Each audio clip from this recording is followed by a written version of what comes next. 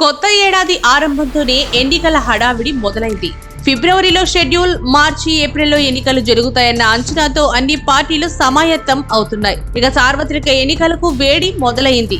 ఎన్నికల్లో కూడా తాము విజయం సాధించడం ఖాయమని, వరుసగా మూడవసారి గెలిచి హ్యాట్రిక్ కొట్టబోతున్నామని బీజేపీ విశ్వాసం వ్యక్తం చేస్తోంది. స్వయంగా మోడీ కూడా తానే మరోసారి ప్రధానిని అని చెప్పుకుంటున్నారు. అయితే బీజేపీని గద్దె దింపే లక్ష్యంతో జట్టు కట్టిన విపక్ష కూటమి ఇండియాలో మాత్రం ఎలాంటి సందడి కనిపించడం లేదు.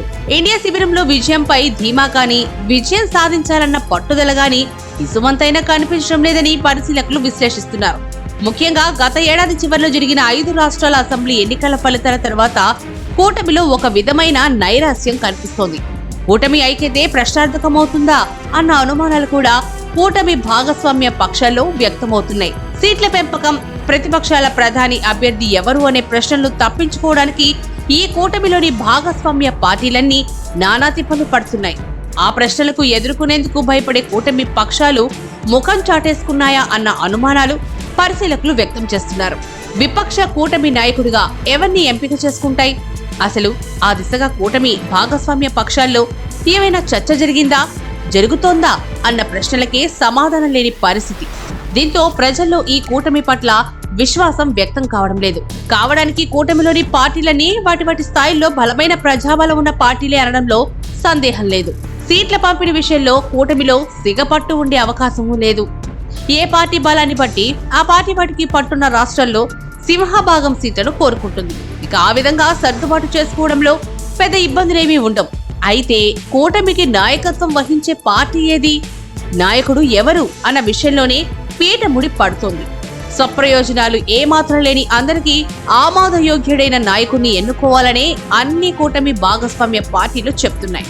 అయితే ఆ నాయకుడు ఎవరు అన్న విషయంలోనే భిన్నాభిప్రాయాలు వ్యక్తమవుతున్నాయి.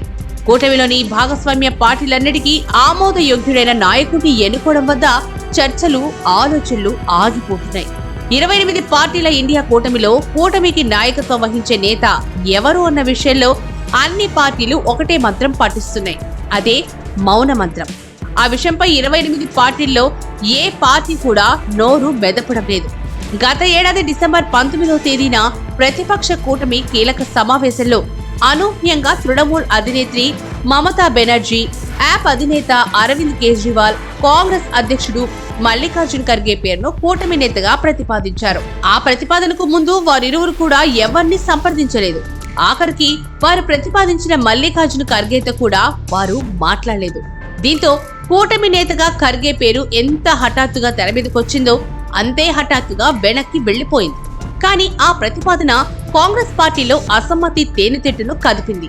మమతా, కేజ్రీవాల్, ఖర్గే పేరు ప్రతిపాదించడం వెనుక ముఖ్య ఉద్దేశం కూటమి నేతగా రాహుల్ ను తాము ఎంత మాత్రం ఆమోదించేదే లేదని కూటమి భాగస్వామ్య పక్షాలకు, మరీ ముఖ్యంగా కాంగ్రెస్ కు తెలియజేయడమేనని పరిశీలకులు విశ్లేషిస్తున్నారు.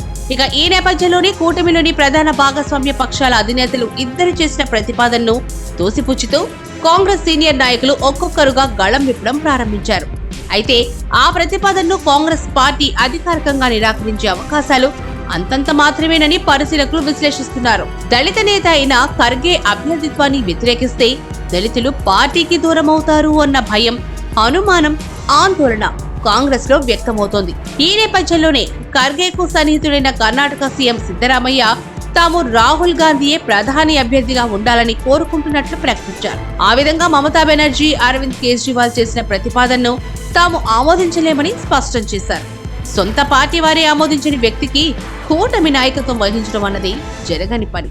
ఇక అన్నిటికీ మించి గాంధీ, నెహ్రూ కుటుంబానికి అత్యంత విధేయుడిగా గుర్తింపు తప్ప ఖర్గేకు దళిత వర్గాల్లో పెద్దగా పట్టున్న దాఖలాలే లేవు. ఆయన వెంట దళితులు ర్యాలీ అయ్యే అవకాశాలు లేవు.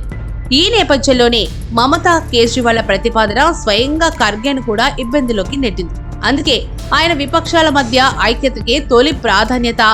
నాయకుడు ఎవరు, ప్రధాని అభ్యర్థి ఎవరు అన్నది ఎన్నికల తర్వాత చర్చించుకోవాల్సిన అంశమని చెప్పారు. అలా చెప్పడం ద్వారా ఖర్గే తాను ప్రధాని రేసులో ఉండనని, లేనని స్పష్టం చేసేశారు. ఈ పరిణామాల నేపథ్యంలోనే రాహుల్ గాంధీ మరో పాదయాత్రను ప్రారంభించారు. తద్వారా కూటమి నాయకుడిగా సర్వామోదం కోసం ఆయన ప్రయత్నాలు ఆరంభించారని పరిశీలకులు విశ్లేషించారు. భారత న్యాయ యాత్ర పేర ఆయన 14 రాష్ట్రాలను కలుపుతూ 6200 కిలోమీటర్ల పాదయాత్ర చేయనున్నారు. ఈ యాత్ర ద్వారా కాంగ్రెస్ పార్టీ తమ పార్టీకే కాదు కూటమికి కూడా రాహుల్ గాంధీయే ప్రధాన ప్రచార సారథి. ఆయనే ప్రధాని అభ్యర్థి అని ప్రజలకు, అదే సమయంలో కూటమి భాగస్వామ్య పక్షాలకు తేటతెల్లం చేయనున్నారు. మరి ఈ యాత్ర అనంతరం కూటమి భాగస్వామ్య పక్షాలకు ఆమోదయోగ్యమైన నేతగా రాహుల్ ఆవిర్భవిస్తారా? కూటమి భాగస్వామ్య పక్షాలు రాహుల్ నాయకత్వాన్ని ఆమోదించకపోతే కాంగ్రెస్ అడుగులు, ఆలోచనలు ఒంటరి పోరు దిశగా సాగుతాయా అన్నది వేచి చూడాల్సిందే.